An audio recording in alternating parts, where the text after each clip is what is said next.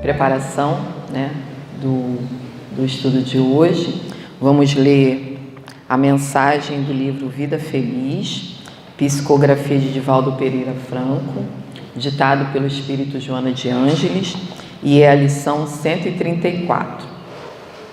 E a benfeitora nos diz assim: repete a lição equivocada sem qualquer mágoa.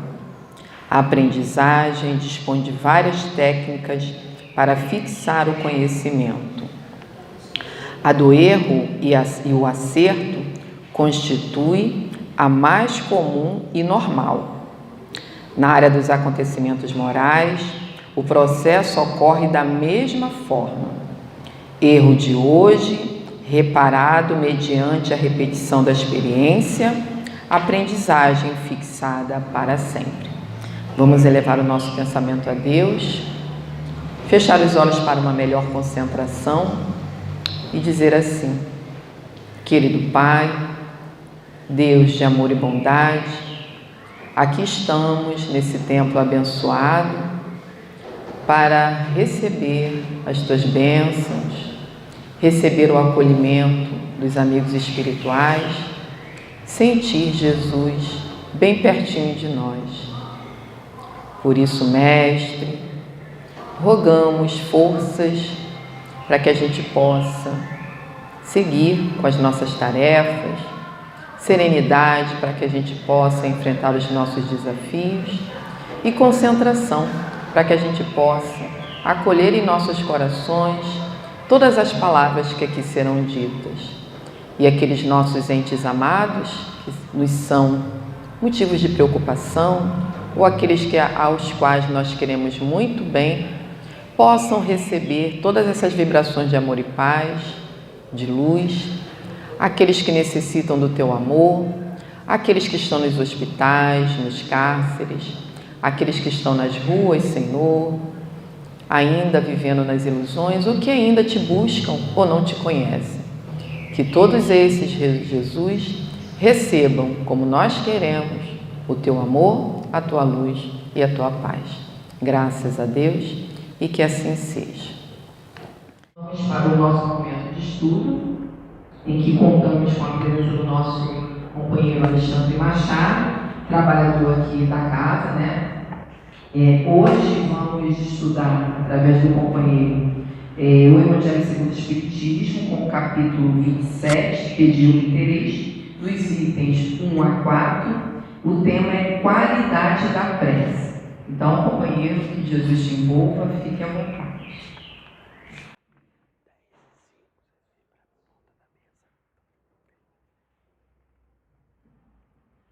Queridos irmãos, paz e alegria em nossos corações. É sempre muito bom podermos estar juntos, reunidos em nome de Jesus, para falarmos de Jesus, das lições do Evangelho de Jesus. Hoje, conforme anunciou nossa irmã Leila, nós vamos iniciar o capítulo 27, Pedi e obtereis, e especificamente os primeiros itens 1 a 4, que vão falar sobre qualidades da prece. Então nós vamos estar hoje falando sobre a prece. Que tema bonito, que tema agradável de ser falado, de ser mostrada a sua importância. Mas antes de nos debruçarmos sobre o Evangelho, precisamos realmente parar para pensar sobre o que é a prece, qual é a sua importância, para que ela serve. E nesse sentido, vai nos ajudar o Livro dos Espíritos. Nós vamos estar recorrendo ao Livro dos Espíritos, ambas as obras de Allan Kardec, o Evangelho segundo o Espiritismo e o Livro dos Espíritos, lá na parte 3ª das leis morais, no capítulo 2, que fala da lei de adoração. E nós temos um item específico nesse capítulo sobre a prece. E nós vamos estar trazendo, complementando o nosso estudo do Evangelho com algumas dessas questões do Livro dos Espíritos. E para começarmos, nós queremos trazer a questão 659, quando Kardec pergunta: qual o caráter geral da prece? Então, qual é a característica geral da prece? E os espíritos superiores esclarecem: a prece é um ato de adoração a Deus. Não é à toa que está dentro da lei de adoração, que é uma lei moral, que é uma lei divina. Então, é uma forma de adoração a Deus. Nós sabemos que ao longo da história da humanidade, o ser humano, ele buscou várias formas para adorar a Deus. No princípio, mais ainda, formas extremamente materiais, como sacrifícios, oferendas e outras coisas. E conforme a humanidade ela foi caminhando, foi evoluindo, foi amadurecendo, o ser humano ele foi percebendo formas menos materiais, menos concretas, mais abstratas de adorar a Deus. E dentre elas nós temos a questão da prece. E os espíritos continuam dizendo: orar a Deus é pensar nele, é aproximar-se dele, é pôr-se em comunicação com ele. Então a prece é um ato de comunicação com Deus, é um meio de comunicação com Deus. Algumas pessoas no meio espírita costumam brincar, que a prece é aquele Wi-Fi maravilhoso, poderoso, que conecta direto com Deus, com o nosso Criador. E os espíritos terminam a resposta a essa questão dizendo: há 3 coisas podemos propor-nos por meio da prece: louvar, pedir, agradecer.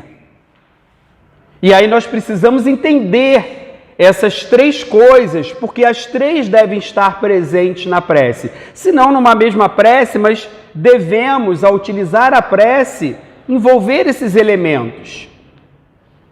O louvar a Deus é o reconhecer a grandeza de Deus, a sua bondade, a sua misericórdia, a providência divina, que é a solicitude de Deus, o cuidado de Deus para com as suas criaturas.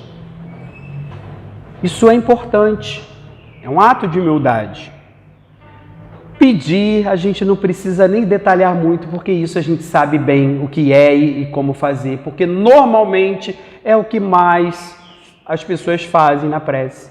É pedir a Deus: Senhor, dai-me isso, Senhor, me conceda aquilo. Mas precisamos tomar cuidado com o que vamos pedir, mas isso a gente vai conversar melhor ao longo do estudo.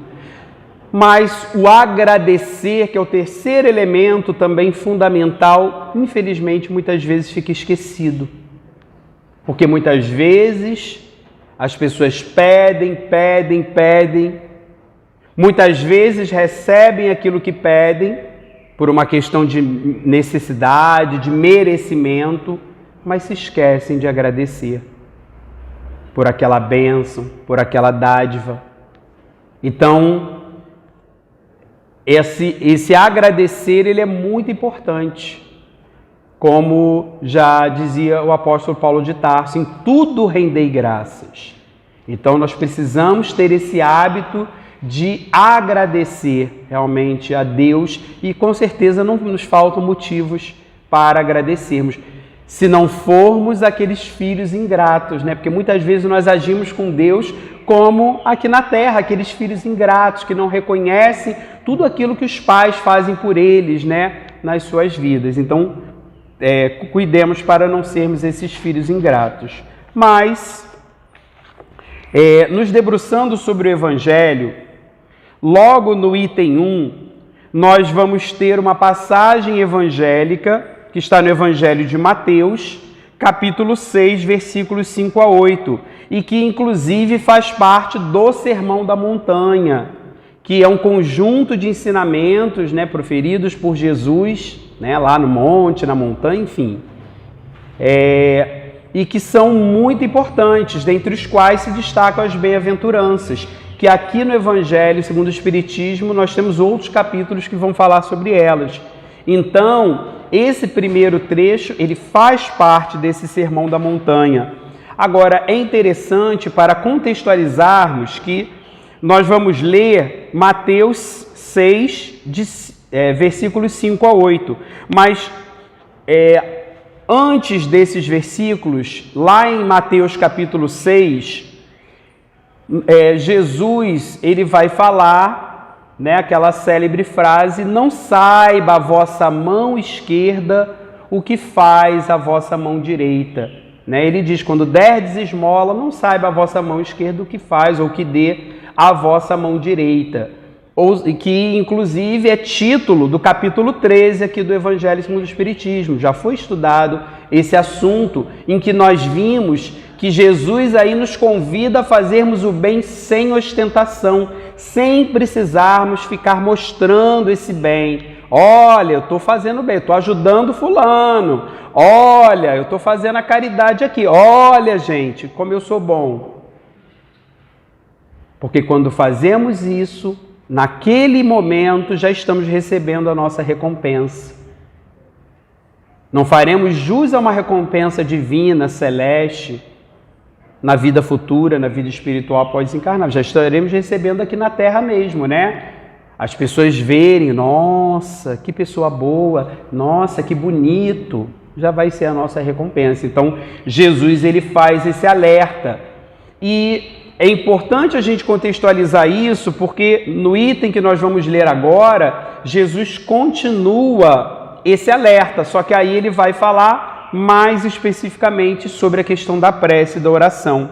Então, Jesus nos diz o seguinte: quando orardes, não vos assemelheis aos hipócritas, que afetadamente oram de pé nas sinagogas, os templos judaicos, e nos cantos das ruas para serem vistos pelos homens. Olha como o sentido é o mesmo do ensinamento anterior.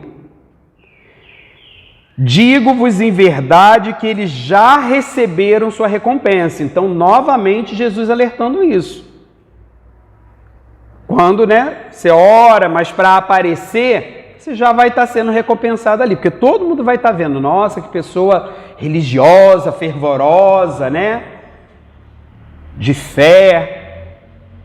Quando quiserdes orar, entrai para o vosso quarto e, fechada a porta, orai a vosso Pai, ou seja, a Deus, em secreto. E vosso Pai, Deus, que vê o que se passa em secreto, vos dará a recompensa. É claro que essa questão de se trancar no quarto para orar em secreto, nós temos que ver como uma linguagem simbólica, metafórica, figurada. Não precisamos levar ao pé da então eu só posso orar trancado no meu quarto. Não, nós podemos orar em qualquer lugar, a qualquer hora. Felizmente, a prece ela não tem contraindicação. E isso é muito bom. Conforme nosso desejo, sentimos a necessidade, enfim.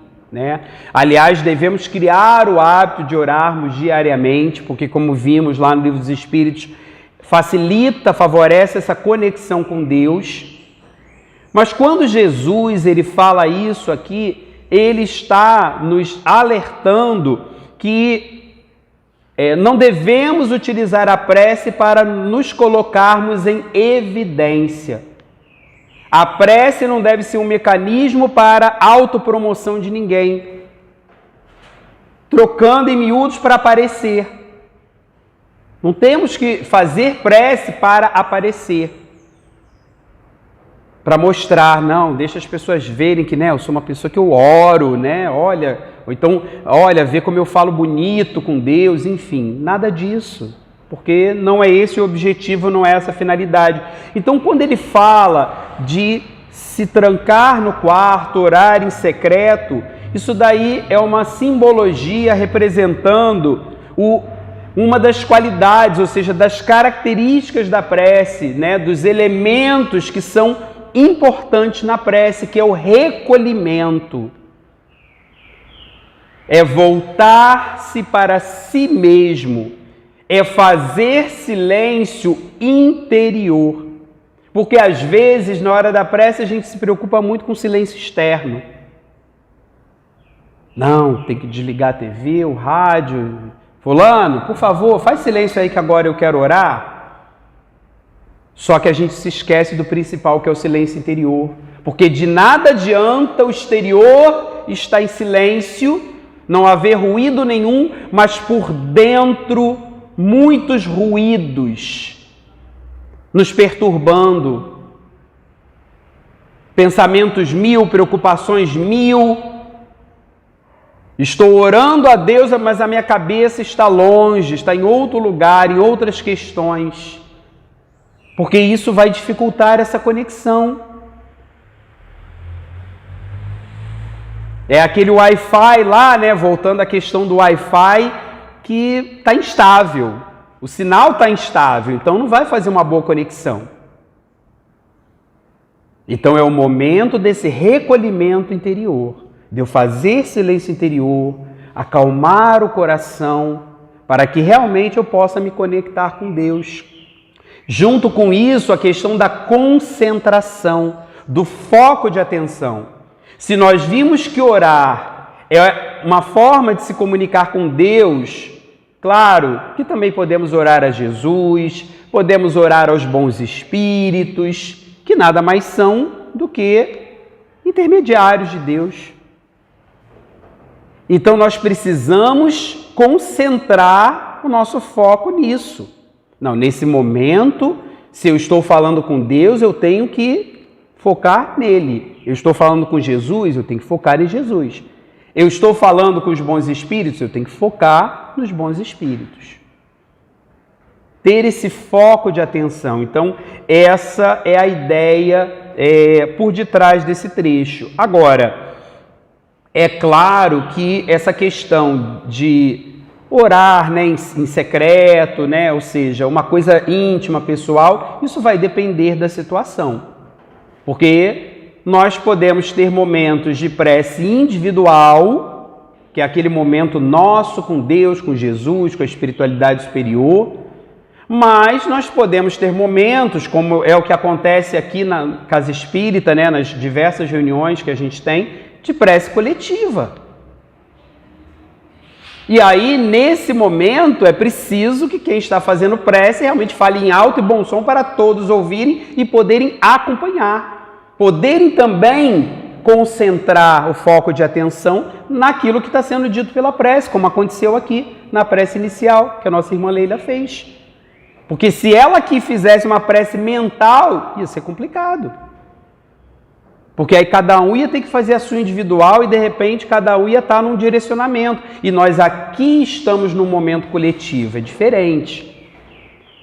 Ao fazermos isso, não estamos violando esse ensinamento de Jesus, só para deixar claro. Quando estamos num momento de prece coletiva, normalmente alguém vai conduzir a prece e os outros mentalmente vão acompanhar.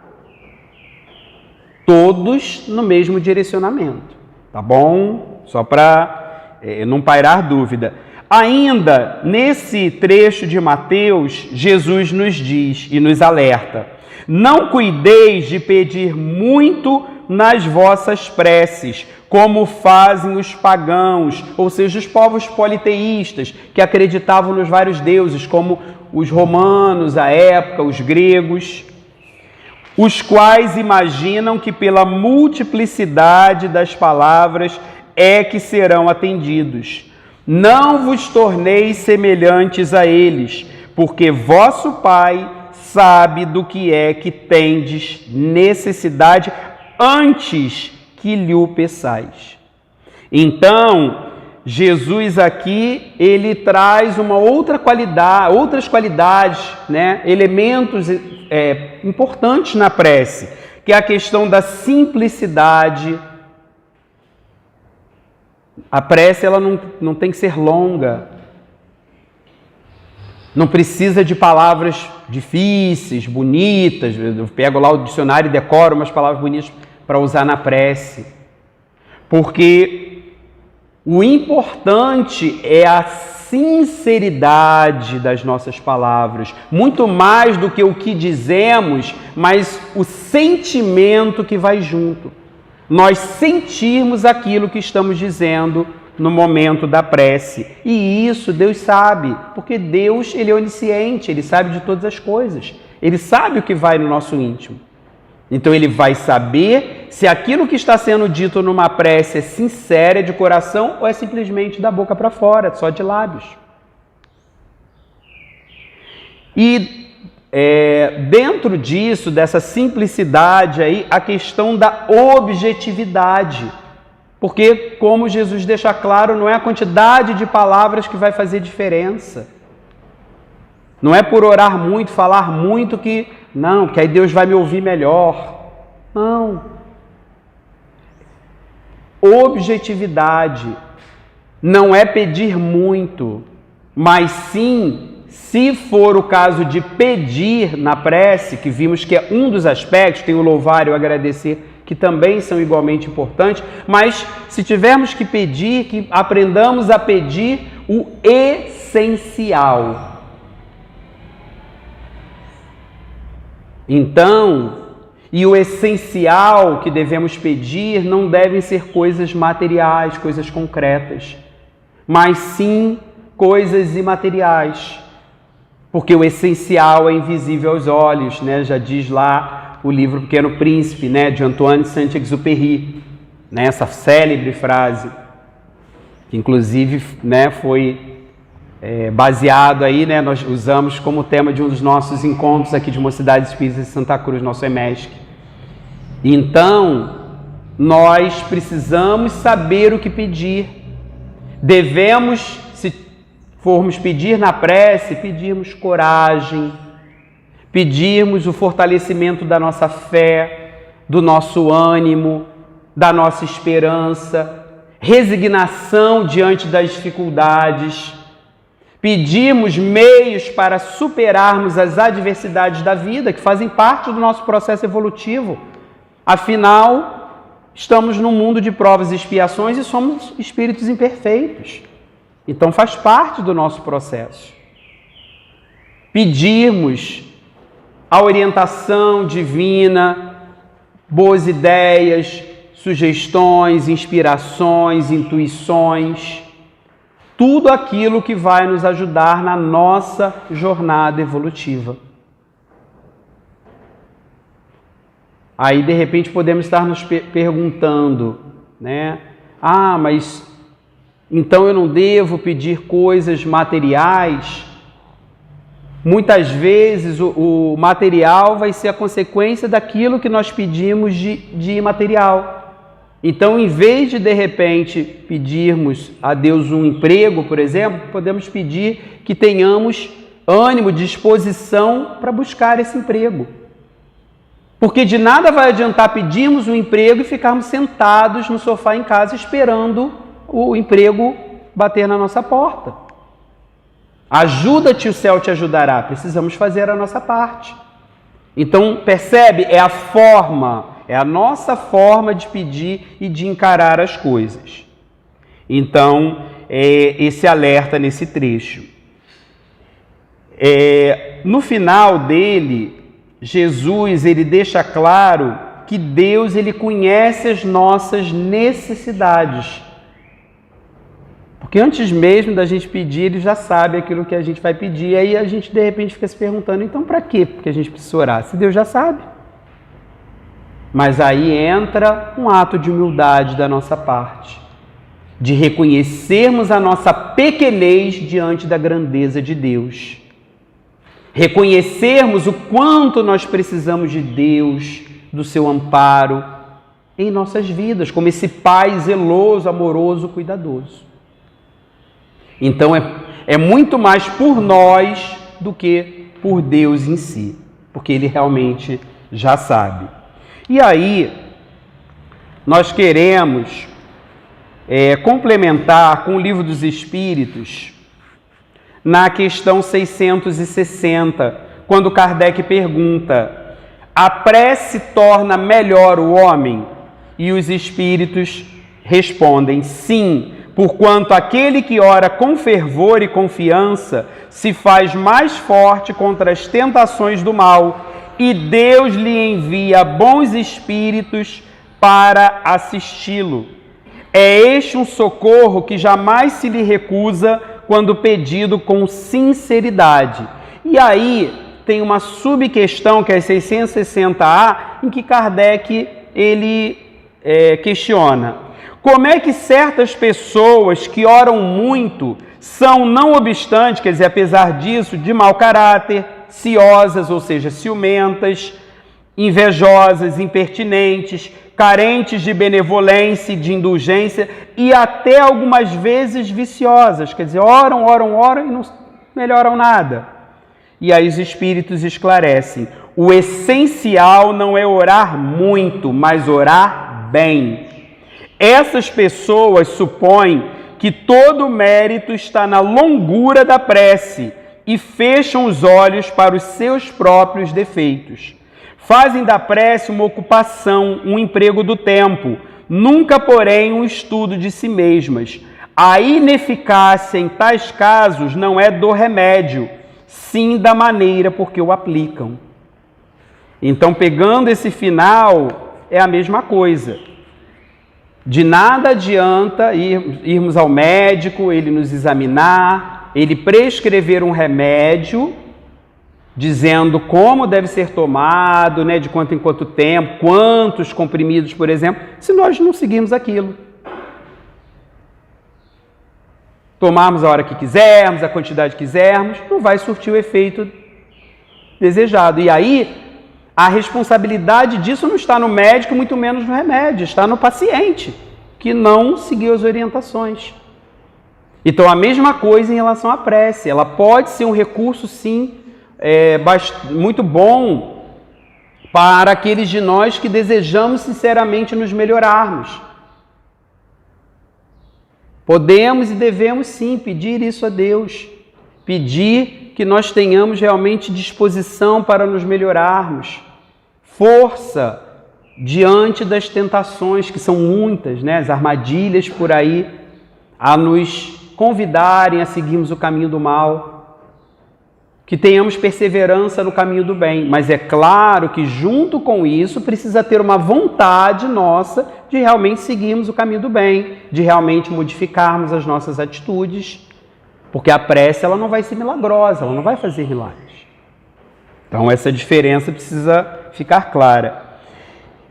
Bom, só para fechando em relação a esse trecho, logo depois desse trecho que nós lemos lá do Evangelho de Mateus, Jesus, ele ensina as pessoas a orarem através do Pai Nosso. Mas nós não vamos entrar nisso, porque o Pai Nosso ele será estudado futuramente no capítulo 28 daqui do Evangelho, tá bom? E aí nós vamos para o item 2, que é um outro trecho evangélico do Evangelho de Marcos, capítulo 11, versículos 25 e 26, em que Jesus diz: quando vos aprestardes, ou seja, preparardes para orar, se tiverdes qualquer coisa contra alguém, perdoai-lhe, a fim de que vosso Pai que está nos céus também vos perdoe os vossos pecados. Se não perdoardes, vosso Pai que está nos céus também não vos perdoará os pecados. Então, Jesus deixa aqui o ensinamento da pureza de coração, que é outra qualidade, é outro elemento importante na prece. De que nesse momento nós estejamos com os pensamentos e sentimentos elevados, edificantes, para justamente favorecer essa conexão com Deus. Porque se na hora da prece nós estamos com sentimento de animosidade, de mágoa, de raiva, de rancor contra alguém, vai dificultar essa conexão. É claro que nós podemos, de repente, numa situação dessa, orar pedindo ajuda a Deus para tirarmos aquele sentimento negativo do coração. Mas, como já falamos anteriormente, junto com isso precisa vir um esforço da nossa parte nesse sentido, porque milagre não vai acontecer. Então, nós vemos aí a importância do exercício do perdão e do amor ao próximo, até para nos fazermos merecedores do perdão divino, porque certamente precisamos do perdão de Deus para nossos erros, nossos equívocos. Mas para isso precisamos estar dispostos também a compreender, a perdoar os erros alheios, porque senão vai ser uma incoerência da nossa parte. E aí nós partimos para o item 3. em que no Evangelho de Lucas, capítulo 18, versículos 9 a 14, nós temos: também disse esta parábola é uma história alegórica, Jesus utilizava muito esse recurso, né, pedagógico, educativo, a alguns que punham a sua confiança em si mesmos como justos e desprezavam os outros. Então Jesus quis deixar um alerta para essas pessoas. E conta essa história. 2 homens subiram ao templo para orar. Um era fariseu, publicano o outro. E aí precisamos nos lembrar que o fariseu ele era o participante de uma seita religiosa judia, né, poderosa e muito influente à época de Jesus, que se caracterizava pelo culto exterior, né, preocupação com coisas exteriores, rituais, cerimônias, proselitismo, ou seja, conquistar cada vez mais adeptos, aparente devoção, ou seja, eram devotos dedicados, mas só na aparência. Então, ou seja, havia uma hipocrisia da parte deles, porque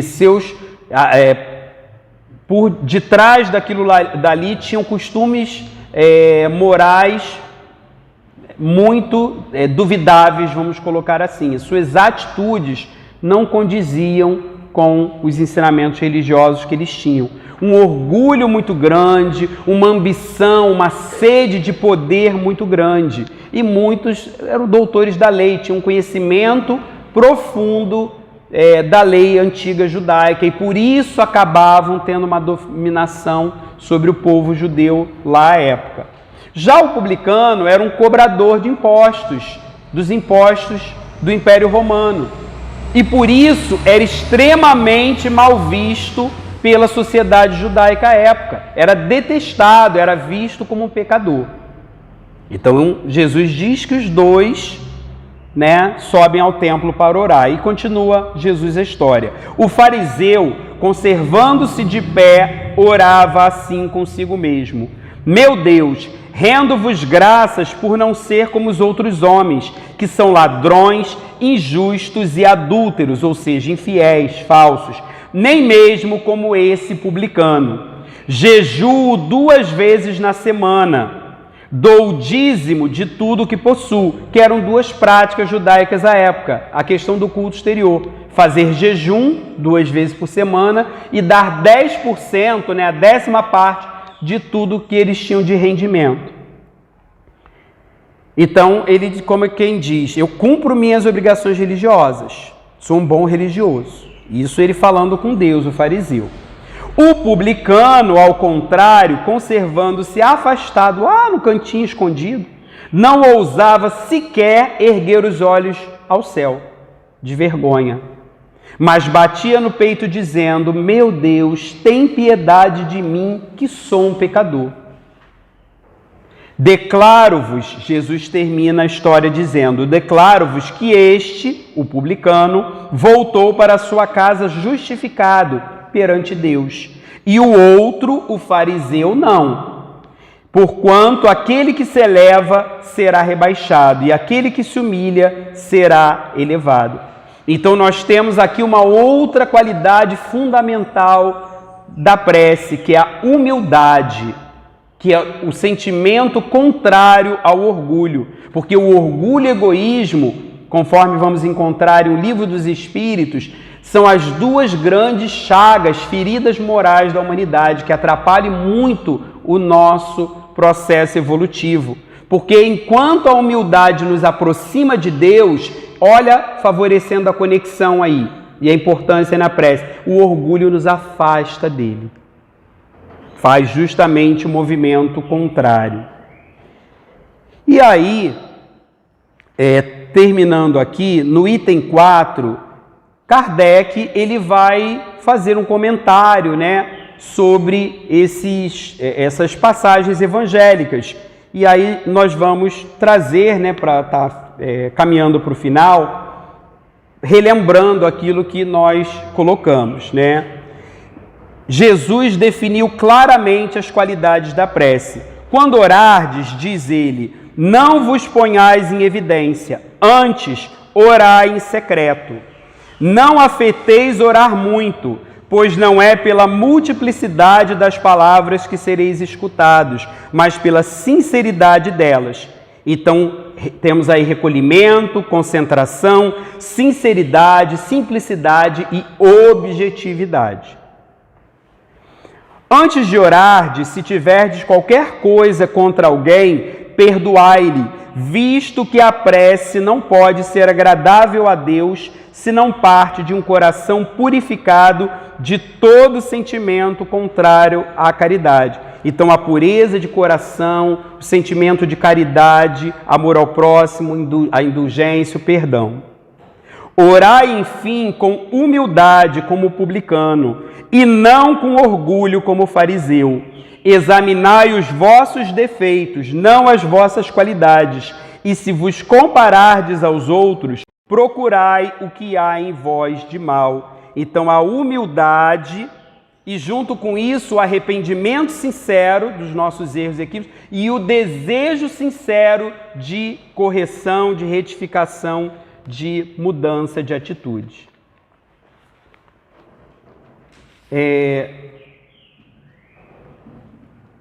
Nós queremos encerrar o nosso estudo em que falamos sobre a prece com um poema que é uma belíssima prece, que é do Espírito Amélia Rodrigues, Poema da Gratidão. Senhor, muito obrigado pelo ar que nos dás, pelo pão que nos deste, pela roupa que nos veste, pela alegria que possuímos, por tudo de que nos nutrimos. Muito obrigado pela beleza da paisagem, pelas aves que voam no céu de anil, pelas tuas dádivas mil. Muito obrigado, Senhor, pelos olhos que temos, olhos que veem o céu, que veem a terra e o mar, que contemplam toda a beleza. Olhos que se iluminam de amor ante o majestoso festival de cor da generosa natureza. E os que perderam a visão, deixa-me rogar por eles ao teu nobre coração. Eu sei que depois desta vida, além da morte, voltarão a ver com alegria incontida. Muito obrigado pelos ouvidos meus, pelos ouvidos que me foram dados por Deus. Obrigado, Senhor, porque posso escutar o teu nome sublime e assim posso amar. Obrigado pelos ouvidos que registram a sinfonia da vida no trabalho, na dor, na lida, o gemido e o canto do vento nos galhos do salgueiro, as lágrimas doloridas do mundo inteiro e a voz longínqua do cancioneiro.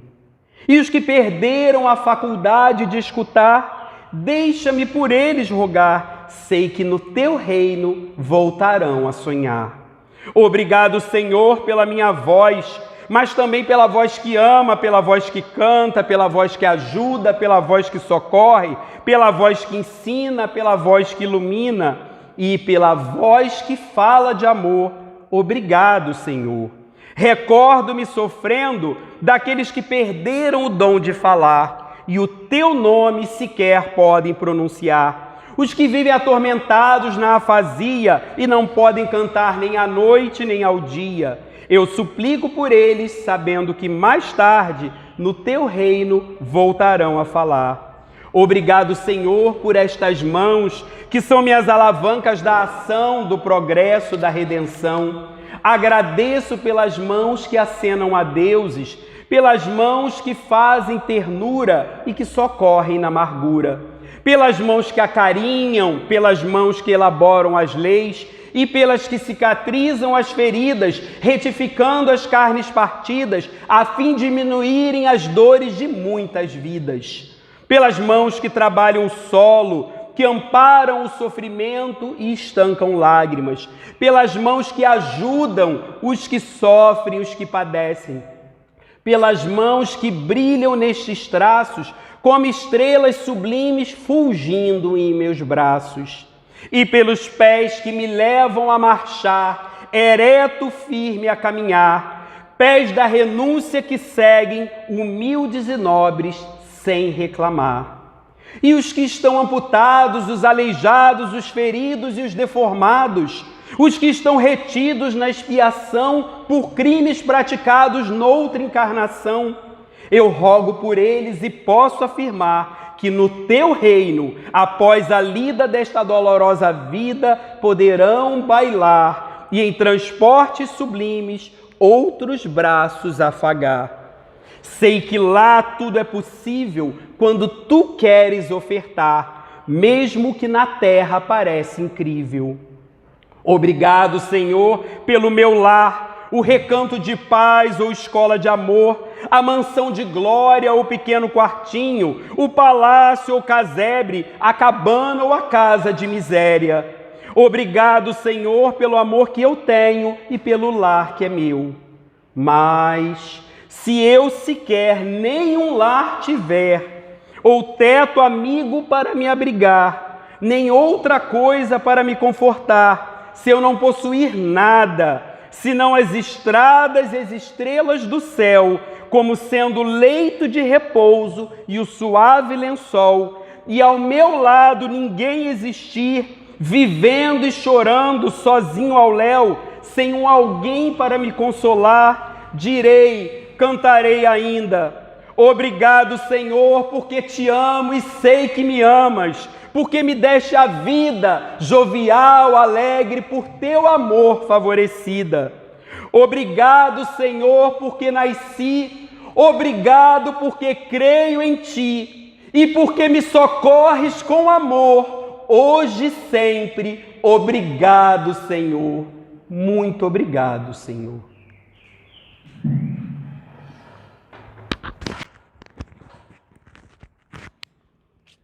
Agradecemos de coração ao companheiro Alexandre por esse banquete espiritual, por esse alimento para a alma.